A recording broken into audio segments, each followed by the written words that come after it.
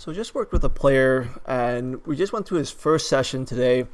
And just kind of talking about, what we're trying to cure is how that he can start to control his club face better throughout his golf swing.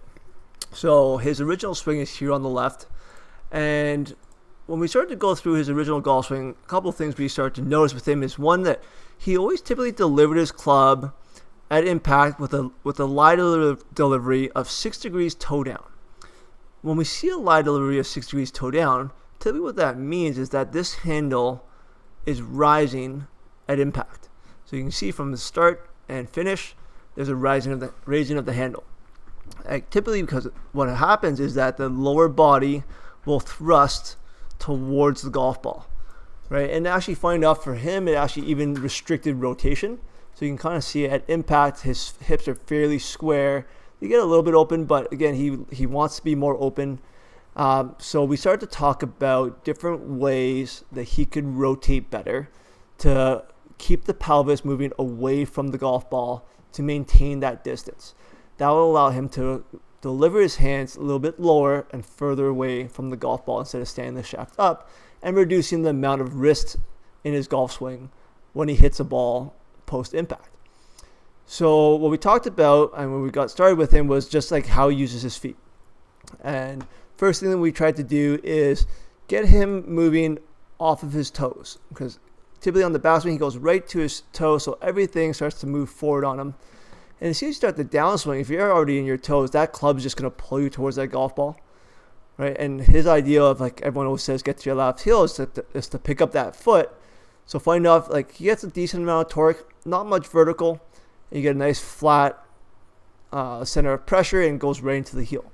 But funny enough, because of the way that he uses his feet, he creates a lot of horizontal and not a lot of rotation. Because as we kind of say, translation will prevent rotation. So a lot of his ball flights typically looked like so, where he kind of smothers everything and it ends up left of the target, right? And he's got some decent club head speed at 90 miles an hour. So all we did with him is actually teach him how to, we called it jump. And we're going to bring his new swing. You can see how his pressure has completely changed, kind of turned into what we call crazy town. But obviously, and the results already here. But what we were trying to do with him was, number one, as he takes the club back, we wanted him to feel like he was more into his right heel, which for him just actually got him more into the balls of his feet.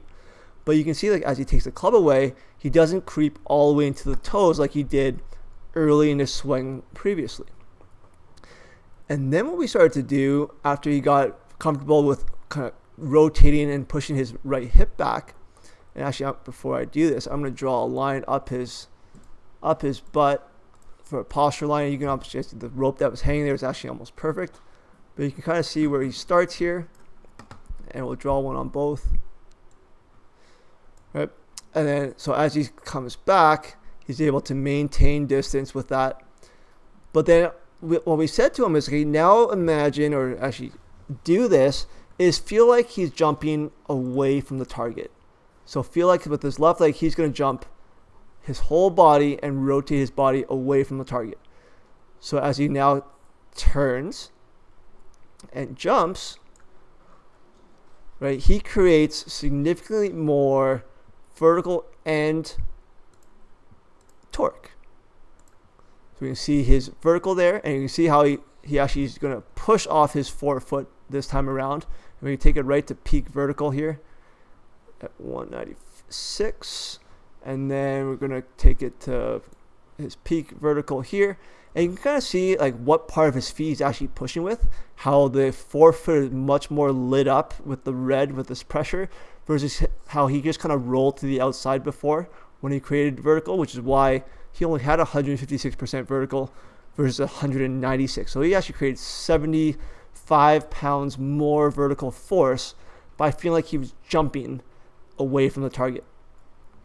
And then when we looked at his torque, we can actually see that he was actually able to create significantly more torque as well.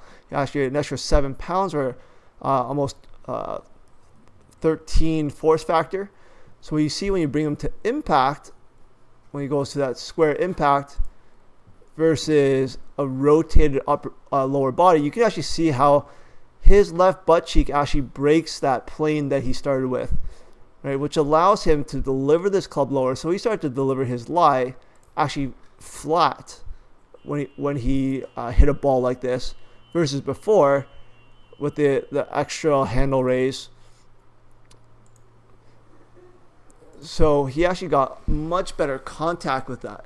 Now the crazy thing is, the beautiful byproduct of learning how to jump and use more vertical and use more torque, never mind even with the posture, is when we start to see what it did to his club delivery,